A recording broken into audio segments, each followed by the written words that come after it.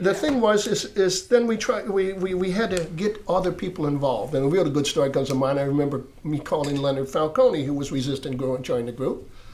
And the reason why he was rejoining because TU, Universal Brotherhood Association. He thought it was a mafia. He thought it was a mafia kind of thing.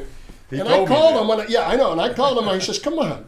I says, I'm going to do that. I'm Italian, so, and in that name. And so he giggled and threw in support. But we had a call, like Abe Torchinsky. And people like that. And then after the next symposium, we decided, well, we're going to have a national. I did that in Illinois. And what I thought is how to draw attention. Winston and of course we're spinning all that. I said, why don't we have a competition? Solo competition. That way we can generate some new literature, get some people to write for us.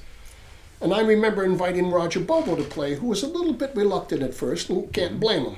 But I said, Roger, come. We're going to show you one heck of a good time.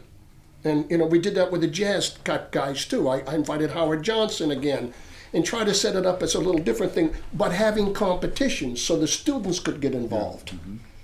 And I remember the guy who won the solo competition at that time was young Fritz Kainzig, and he played the living snot out of the craft. I remember that, I do. I think you guys judged it. And then Lou Picorni was here, and the guys from LA. So it was a really good hang, but we partied. And they saw, Roger just says, hey, man, this is the best time I had. So we got that involved. And, of course, when you get people like Roger involved and other, things start to go a little bit easier to do the groundwork. They took us serious, But through Winston here in that journal, he wrote that all the time. It was unbelievable, the stuff that would turn out. And we would invent it. You got to talk about that. We just did the part of the newsletter. Yeah.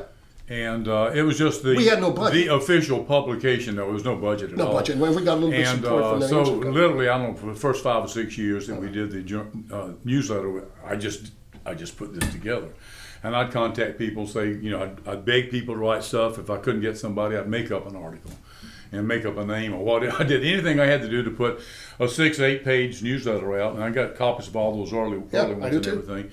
And but no, that was the. But you had to have that publication. You had to have some means of communication to tie all this together, and that's what the newsletter was all about. Because the whole thing would have fallen apart if you didn't have that.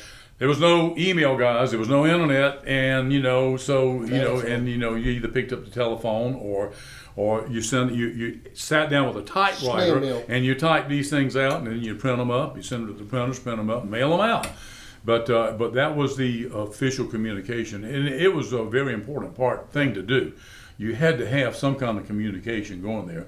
That's why I was, in the original formation of this, I said, I really want to do this. I want to do this, this newsletter.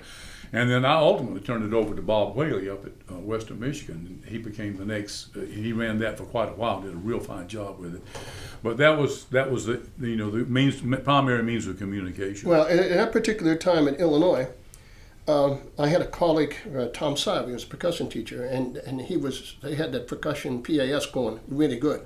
I got a lot of advice from him. I really wanted TUBA to do that, like the percussion, but we could never get the membership. And I remember writing the Constitution. In fact, Harvey wanted to, what our goal was to have an International Brass Society. And everybody went off to little branches. But before that, we were involved. There was no trumpet, there was no trombone. Okay, and I remember we had a meeting with Harvey, who was having the first brass congress. Well, we got to get the trumpets going.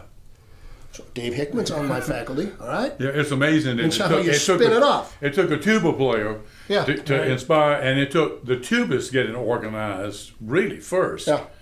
And then once that got going, and it was Harvey that really saw this from an international perspective and also saw it from the perspective of we got to get the trumpets going, we got to get the horns going, we got to get the trombones going, because he wanted to have an international brass society. Well, the reason behind that is just you can't get grants for just tuba, but if we all got together, an international brass society, we could get government grants. It's easier to get a grant that way. And we got some quintets out of it. Yeah, and it was we had an international brass congress when we went over to Switzerland, right? Montreux, Switzerland, 1976. Yeah. And it was quite a good thing.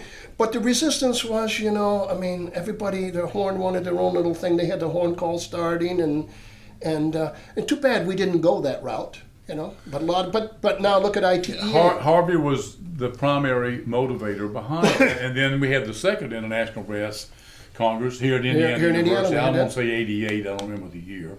84. 84. 84. 84, I know So that. and then, but it was all Harvey that was driving that aspect of it, because there were others of us just more.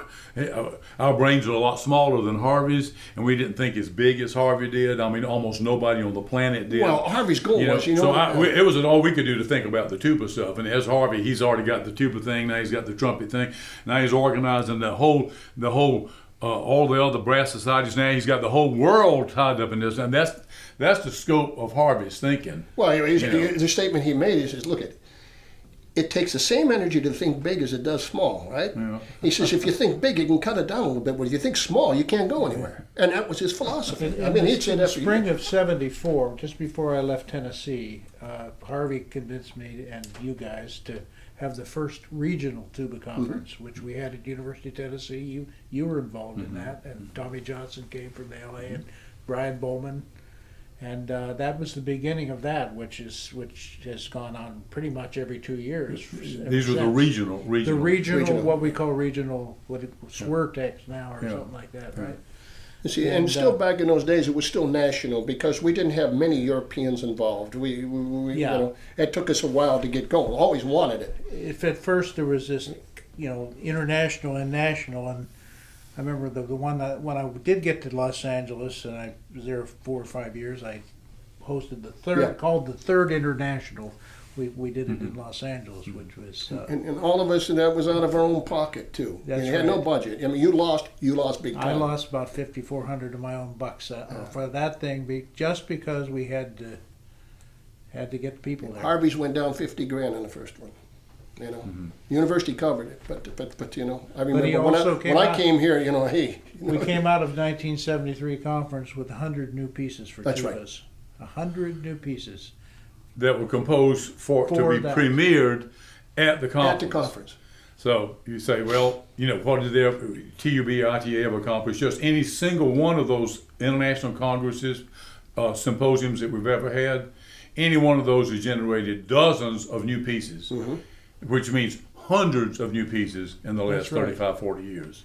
Hundred that otherwise would not have been composed.